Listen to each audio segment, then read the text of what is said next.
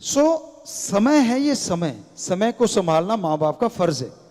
अपना कल्चर एक अलग है पूरे वर्ल्ड से, और नंबर 1 है हमारी संस्कृति, नंबर 1 है।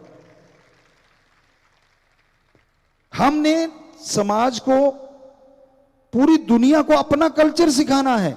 हमने उनके कल्चर में खो के गंद नहीं बनना। कभी ऐसा जमाना भी था जब लोग हमारे देश में पढ़ने आया करते थे। शायद यहां तक हमें याद है, 100% श्योर नहीं, शायद नालंदा यूनिवर्सिटी में विदेशों के बच्चे पढ़ने आया करते थे। जैसे आजकल वाले आज्ञा लेते, मैं कनाडा चला जाऊं, मैं यूएसए चला जाऊं, मैं फलां जाऊं, तब वहां के कहते थे क्या मैं भारत चला जाऊं। इतना मुश्किल होता रहा। हमारा रुपया उनके डॉलर से बहुत ज्यादा आगे था। यहां तक हमें थोड़ा सा ख्याल आता है, हमें हिस्ट्री ज्यादा नहीं पढ़े हैं, लेकिन हमें यहां तक थोड़ा सा एहसास होता है कि हमारा रुपया सबसे आगे था। इसीलिए सोने की चिड़िया कहा जाता था। तो वो सोने की चिड़िया बनाने वाले वंशज तो हम लोग ही हैं, थे तो वो हमारे ही वंशज।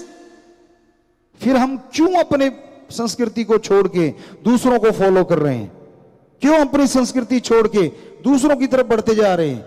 आप याद रखिए, पूरा वर्ल्ड एक दिन हमारी संस्कृति का कायल होके रहेगा। उनको चाहिए शांति, आत्मिक शांति, उनको चाहिए पीस ऑफ माइंड, माइंड का उनको शांति चाहिए, जो वो अशांत होते जा रहे हैं।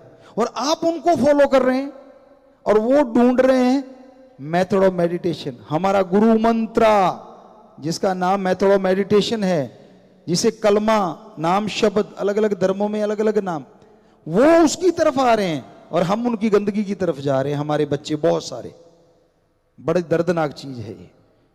पूरा वर्ल्ड कायल है हमारी संस्कृति का। तो ये आप मानो ना मानो, एक दिन ऐसा आने वाला है। क्योंकि शांति मिलेगी तो हमारे संत पीर पैगंबरों के बताए हुए मार्ग से मिलेगी, और कहीं वो लटकता हुआ आम अमरूद का पेड़ नहीं है, यहां से तोड़ के कोई खा लेगा और आत्मिक शांति आ जाएगी या पीस ऑफ माइंड आ जाएगा। ऐसा हो ही नहीं सकता। वो मेथड ऑफ मेडिटेशन ही है, वो गुरु मंत्रा ही है जो आत्मा को शांति दे सकता है, जो दिमाग को शांति दे सकता है। समय को संभालो। अपनी संस्कृति महान है, क्यों गिर रहे हो अपनी संस्कृति से?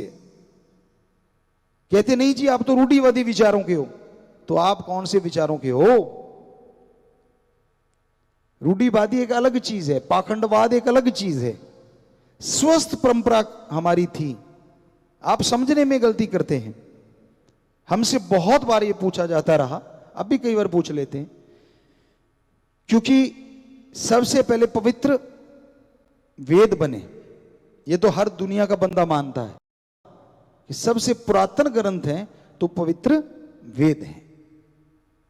तो उनमें सब कुछ लिखा हुआ है। पढ़ने वाले का नजरिया चाहिए। कई लोग कहते गुरुजी अगर आप इतना ही कहते हो कि पवित्र वेदों में सब कुछ है, तो फिर आपके तो कहते चंद्रमा देवता है, वो तो पत्थर है, ये तो साबित हो चुका है। तो हम हंस पड़े। कहते आप हंसते क्यों? हमने कहा हम इसको थोड़ी चंद्रदेव कहते। कहते किसको कहते हो? हमने कहा जो इसको रिमोट कंट्रोल से चलाता है वो है चंद्रदेव। ये तो पत्थर है। हमने कब कहा ये देव है? वो चंद्रदेव हैं जो इस चंद्रमा को अपने रिमोट कंट्रोल से, आपके तो अभी आए हैं रिमोट कंट्रोल, ये टेलीविजन चलाने वाले, ये पीसी वगैरह चलाने वाले, या जो भी चीज, जो भी रिमोट कंट्रोल आए हैं वो तो अभी आए हैं। और हमारे उन देवी देवताओं के पास तो कब के हैं ये रिमोट कंट्रोल, और उनके पास अलग से डिवाइस नहीं है। उनकी आत्मिक तरंगों से चलते हैं ये चंद्रमा सूरज। ऐसे हैं वो देव, इतने महान हैं वो। तो अगला दंग हो जाता है, कहते ये तो कहीं पढ़ा नहीं। हमने कहा हमने पढ़ा है। नजरिया होना चाहिए।